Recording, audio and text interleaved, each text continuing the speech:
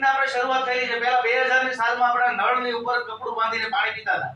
ચોખ્ખું પાણી પીવું છે કામ માટલા પર આપણે ગમણું બાંધી રાખતા હતા અને એવી રીતના પાણી આપણે ગળીને નાખતા હતા અથવા તો નળમાંથી એવી રીતના પીતા હતા. પછી શરૂઆત થઈ 2010 માં આરઓ ની. અને આરઓ કારણ કે ઝાડા અને ઉલટીના પ્રોબ્લેમ ચાલુ થયા, કોલેરાનો પ્રોબ્લેમ ચાલુ થયા, ત્યારે ડોક્ટરે એમ કીધું કે તમારા ઘરમાં આરઓ લગાડવું પડશે. ત્યારે 10,000 નું આરઓ પણ મોંઘું જ લાગતું હતું, પણ અત્યારે 90% ઘરની અંદર આરઓ આવી ગયા છે. અને એનાથી આગળ 2020 માં ન્યુ એન્ડ કન્ટિન્યુ જોઈએ કે અત્યારે નાવ કન્ટિન્યુ પર કઈ વસ્તુ આવશે? કેન્ડન વોટર.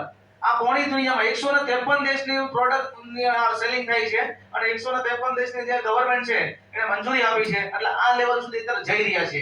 અને અહીંયા કેટલાય લોકો તમારી વચ્ચે ઉપસ્થિત જે દીપ પ્રાગટ્ય માટે ઊભા થયા હતા એ બધા જ લોકોએ એના ઘરની અંદર ક્લિનિકલ ડિવાઇસ વસાવી લીધું છે. બરાબર. આવનારા સમયની અંદર જોઈ લઈએ કે આટલી પબ્લિસિટી છે આપણી ભારતની. 142 કરોડની વસ્તી છે. આખી દુનિયામાં બીજા નંબર ઉપર હતા, પણ લોકડાઉન પછી પહેલા નંબર ઉપર છે. આખી દુનિયાની સૌથી વધારે વસ્તી ભારતની છે. તો જરૂરિયાત આટલી મોટી છે, પણ મશીન કેટલા છે? 142 કરોડની વાત કરીએ તો 1,60,000 મશીન અત્યાર સુધીમાં સેલ થયા છે. કારણ કે 2016 પછી ભારતમાં આવ્યું છે, એટલે હજી તો 0% માં છીએ. 1% પણ મશીન સેલ થાય ને તો 1,42,00,000 મશીન સેલ થાય. અને 100 કરોડની વસ્તી ગણવામાં આવે તો પણ 100 કરોડમાંથી 1% લોકો મશીન લે તો 1 કરોડ લોકો મશીન લેશે. તો કોઈ પણ ધંધો 1% તો માર્કેટમાં વેચાય કે ના વેચાય? અહીંયા 1% થી પણ માઈનસ છે. 1% નો 1% એટલે 1 કરોડનો 1% છે. હજી શરૂઆત છે. અને વર્ષ દિવસ પછી કોઈને ડેમો બતાવવાની જરૂર નહીં પડે, કારણ કે જે કામની અંદર મશીન ગયું ને ડેમો તો ઓટોમેટિક થઈ જશે. અને ડેમો કરતા તમારા કસ્ટમર કે તમારા ઘરની અંદર મળેલા રિઝલ્ટ છે ને એ તમારી પ્રોડક્ટનું સેલિંગ કરતા હશે. તમે કોઈના ઘરે ટીવી જોયું છે, તમારા ઘરમાં ટીવી આવ્યું છે. કોઈના ઘરે સારી બાઇક તમે જોઈ છે, બાઇક આવી છે. તમારા ઘરમાં ફ્રીજ કોઈના ઘરમાં જોયું છે, તમારા ઘરે આવી છે. પહેલું ફ્રીજ જ્યારે આવ્યું ને ત્યારે નવાઈ લાગી છે, બાકી ફ્રીજ જોઈને બીજા 10 ફ્રીજ આવ્યા હોય. ગામની અંદર એક સારી એમ કે 4 વ્હીલ ગાડી આવી ને એ ગાડી જોઈને બીજી 10 ગાડી આવશે, પણ એ શોરૂમમાં નહીં જાય. જેણે મશીન કે જેણે 4 વ્હીલ લીધું એના ઘરે જશે. જેણે ઘરઘંટી લીધી એના ઘરે જોઈને બીજી 10 ઘરઘંટી આવશે. તો મશીનનું પણ આવું જ છે. એટલે તમારે પબ્લિસિટી ખાલી વર્ષ દિવસ પૂરતી જ કરવાની છે. બીજી વસ્તુ પ્રોડક્ટની વાત કરીએ તો 49 વર્ષ પૂરા થયા છે અને 50મું વર્ષ રનિંગ ચાલુ થી. વિચાર કરો, 50 વર્ષથી માર્કેટમાં જે પ્રોડક્ટ ધૂમ મચાવતી હોય અને રિઝલ્ટ મળતું તો ચાલુ હોય નહીતર બંધ થઈ ગયો. 41 લોકેશન ઉપરથી 153 દેશ, પોણી દુનિયાની અંદર આ પ્રોડક્ટ જાય છે. પોણી દુનિયાના 153 દેશની ગવર્નમેન્ટ એના હેલ્થના જે મોટા ઓફિસરો છે બધા જ લોકો એના પર સર્વે કર્યો છે. 6,500 થી વધારે ઇન્ટરનેશનલ ડોક્ટરો આ મશીન વાપરે છે. આપણે એમ થાય કે આ મશીન કોણ વાપરતું છે? ઘણા ડોક્ટરો ના પણ પાડે છે કે જરૂર નથી બધા ડોક્ટરને આની ખબર હોય. બરાબર. પણ ઇન્ટરનેશનલ ડોક્ટરો વાપરતા હોય તો સમજી લેવાનું આ પ્રોડક્ટમાં કંઈક દમ છે. અને ઓએપી ઓરિજિનલ ઇક્વિપમેન્ટ પ્રોડક્ટ છે કે કંપનીની જે પ્રોડક્ટ બને છે એ ઓરિજિનલ ટૂંકમાં બને છે અને જાપાનની અંદર એનું મેન્યુફેક્ચર થાય છે. આ લોકો કોઈને પ્લાન્ટ બીજો કોઈ મેન્યુફેક્ચર માટે આપ્યો નથી કોઈને. ઓન્લી ફોર જાપાનમાંથી 153 દેશમાં સેલિંગ થાય. અત્યારે 15 થી 20 દિવસનો વેઇટિંગ ચાલે. એક સમય એવો હશે કે 3 મહિના વેઇટિંગ થઈ જાય, 6 મહિના વેઇટિંગ થઈ જશે. એક સામાન્ય 12-13 લાખની અર્ટિગા ગાડી 8 મહિના વેઇટિંગ ચાલતી હોય. આ હેલ્થ માટેની પ્રોડક્ટ છે અને 153 દેશની જે પબ્લિક છે એ ઓર્ડર કરે છે. તો કેટલું મેન્યુફેક્ચર આને કરવું પડશે? હજી તો ભારતમાં શરૂઆત થઈ છે. મને લાગે છે કે ભારતમાં તો આ લોકોને એ લોકોનો નિયમ તોડીને પ્લાન્ટ પણ કદાચ નાખવો પડશે, કારણ કે આખી દુનિયાની સૌથી વધારે વસ્તી ભારતની છે. એટલે એ લોકો પહોંચી નહીં વળે, એની પણ તૈયારી ચાલે છે. બીજી વસ્તુ આપણી ઘરની જરૂરિયાત છે. તો જરૂરિયાત કઈ ગઈ છે આપણી? Home, car, bike, tours, iPhone, mobile, gold, TV, refrigerator, પછી વોશિંગ મશીન, એસી, આ બધી આપણી જરૂરિયાત છે. પણ બધાના ઘરમાં છે ખરી? કેમ નથી? વસ્તુ તો સારી જ છે, જરૂરી છે, એવું નથી લાગતું આપણને કે ઘરમાં ઘરઘંટી હોવી જોઈએ, ફ્રીજ હોવું જોઈએ, એસી હોવું જોઈએ? પણ નથી. એનું પણ એક કારણ છે. શું કારણ છે? કે ઇન્કમ લેવા માટે પૈસા તો જોઈએ ને. બધી વસ્તુ સારી જ લાગે છે. ઘરમાં ફળિયામાં 4 વ્હીલ પડી હોય તો સારી જ લાગે, ઘરમાં એસી હોય તો સારું લાગે, ઘરઘંટી હોય તો સારું લાગે, પણ ઇન્કમ જોઈએ એના માટે. આ ઉપરની જરૂરિયાત ત્યારે પૂરી થાય કે 7મી વસ્તુ તમારી જે છે ને ઇન્કમ. આ ઇન્કમ હશે તો બધી વસ્તુ પૂરી કરી શકશું. જ્યાં આપણે કામ કરીએ છીએ ત્યાં ખરેખર આ બધી વસ્તુ પૂરી કરીએ કેમ છીએ ખરા? કંઈક અમુક અંશે પૂરી કરીએ છીએ, અમુક લેવલ સુધી પહોંચ્યા છીએ, પણ બધી વસ્તુ તો આપણા ઘરમાં પણ નથી. એકાદ બે વસ્તુ હશે, પણ આટલી બધી વસ્તુ પૂરી કરવી તો 7મી જે વસ્તુ છે ઇન્કમ છે. અને એ જ્યારે તમે કરશો ત્યારે થશે. આ કમ્પેર આપી છે કે 50,000 પગાર હોય તમારો અને 12 મહિના સુધી કામ કરો તો વર્ષના કેટલા પૈસા થાય? 6 લાખ રૂપિયા. તેને એમાં 10 વર્ષ કામ કરો તો કેટલા પૈસા થશે?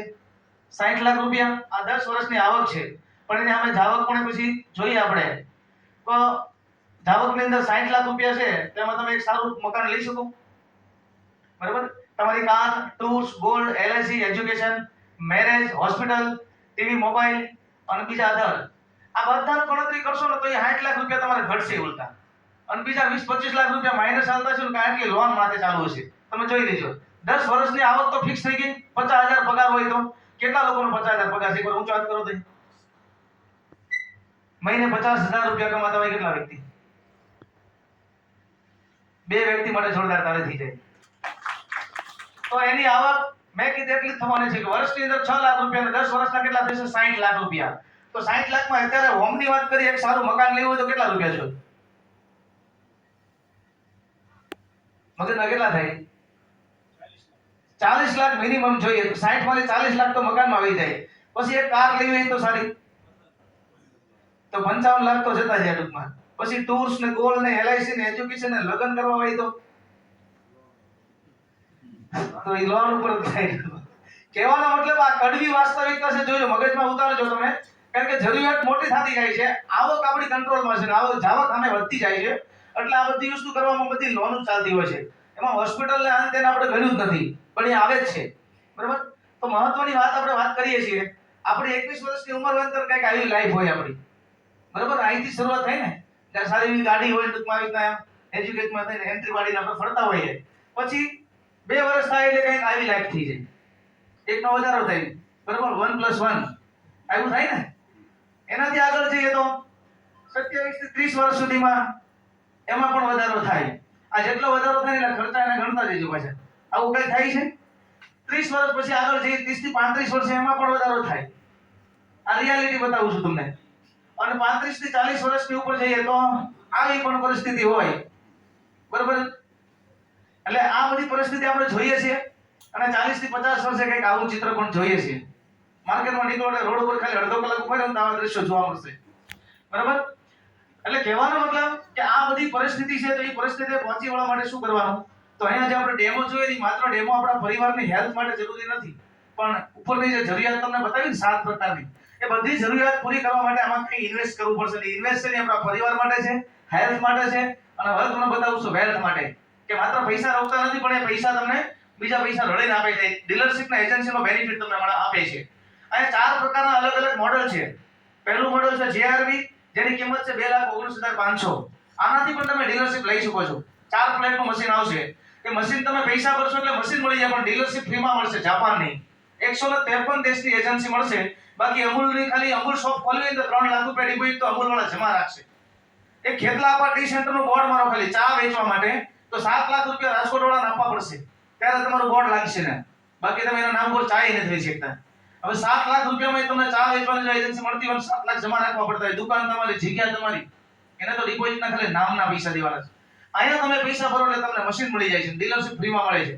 બીજું મશીન છે SD50 આ મશીન એટલા માટે સજેસ્ટ કરીએ છીએ કે અમેરિકાની કેન્સર હોસ્પિટલ 20 વર્ષથી વાપરે છે.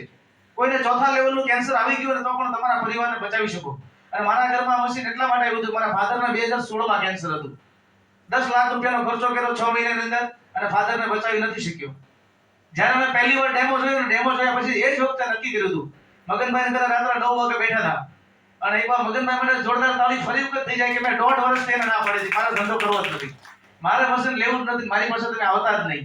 પણ એ વ્યક્તિએ ભલાભાઈ બે 1.5 વર્ષ સુધી મૂક્યો નહીં. જે દિવસે રાત્રે 9 વાગે બેઠા અને રાત્રે 1 વાગે ડિસિઝન લીધું, બીજા દિવસે મેં આર્ટિજેસ્ટ કર્યું, કારણ કે આ વસ્તુ મને ગળે સમજાઈ ગઈ હતી, ગળે ઉતરી હતી, સમજાણી હતી. બરાબર. એટલે 2,78,500 નું મશીન છે. બીજું 344 વાળું છે ને એક 4 પ્લેટનું 398,500 વાળું છે. પણ કોઈ પણ મશીન લઈને આપણે ડીલરશિપ મળી શકે છે. કે ડીલરશિપનો શું બેનિફિટ છે જોઈએ આપણે. 2,78,500 હોય તો આપણે એમાં કરીશું શું કે જો કદાચ 3.5 લાખ રૂપિયાનું મશીન ના લીધું હોત તો હું શું કરે? એકાદી ફિક્સ ડિપોઝિટ કરે. ઘણા લોકો કરે છે, મેં ફિક્સમાં મૂકી દીધા. ઘણા ડેમો દેખાડ્યો ને પૈસા હોય ને છતાંય પણ એમ કે હવે ફિક્સમાં મૂકી દીધા, હમણાં કે ફિક્સ તોડવી નથી. બરાબર. આવું કરી શકીએ. બીજું 2,78,500 માં પ્લોટ. પણ સિટીમાં તો પ્લોટ શક્ય નથી. કે ગામડામાં કે ગામના પાદરમાં કે ગાડીવાળી જમીન પડતર પડી હોય એમાં કે થોડું ઘણું મળી જાય. બાકી 2,78,500 માં પ્લોટ મળતો નથી, એ ભૂલી જવાનું. એકાદી નાનકડી દુકાન તો ખાલી દુકાન જ આવે, ખોખું જ તે. માલના પૈસા પાસે લોન લઈને કરવા પડશે, ફર્નિચર તો લોન ઉપર કરવું પડશે, આટલું થશે. એની સિવાય બીજું શું કરીએ કે જમીન તો આ તો ભૂલી જ જવાનું, આમાં કઈ શક્ય જ નથી. જમીન મળી શકે 3.5 લાખમાં? પ્લોટ જ મળે ખાલી, જમીન તો મળે જ નહીં. બરાબર. બીજી વસ્તુ, 3.5 લાખ રૂપિયા લઈ તો સારો આઈફોન તમે લઈ શકો બ્રાન્ડનો. બરાબર. 1.5 લાખ 2.5 લાખના લોકો ફોન વાપરે જ છે, સ્માર્ટ વોચ છે, એવી બધી વસ્તુ તમે લઈ શકો.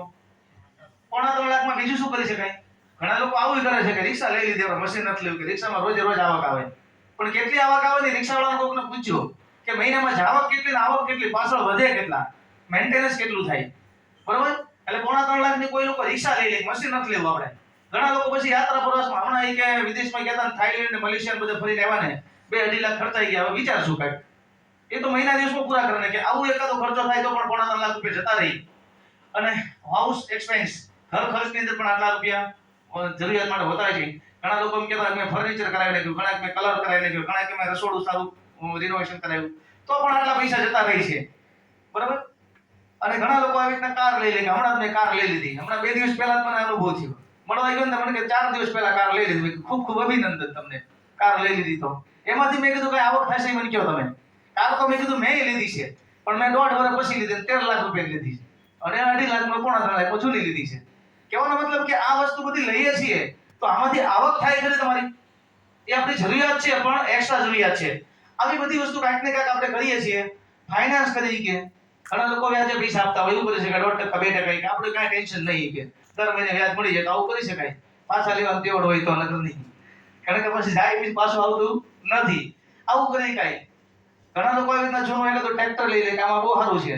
હમણાં 4 દિવસ પહેલા એક ભાઈને ડેમો દેખાડ્યો કે અમે ટ્રેક્ટરનું પ્લાનિંગ કરીએ 10-12 લાખનું. હવે 2.5 લાખ રૂપિયાનું મશીન 3.5 લાખનું મોંઘું લાગે છે, અને 12 લાખનું મશીન લેવું છે. મેં કીધું ટ્રેક્ટર લેવું છે. મેં કીધું ગામમાં જેટલા ટ્રેક્ટર વાળા છે ને, એકવાર એને પૂછી આવજો ગામમાં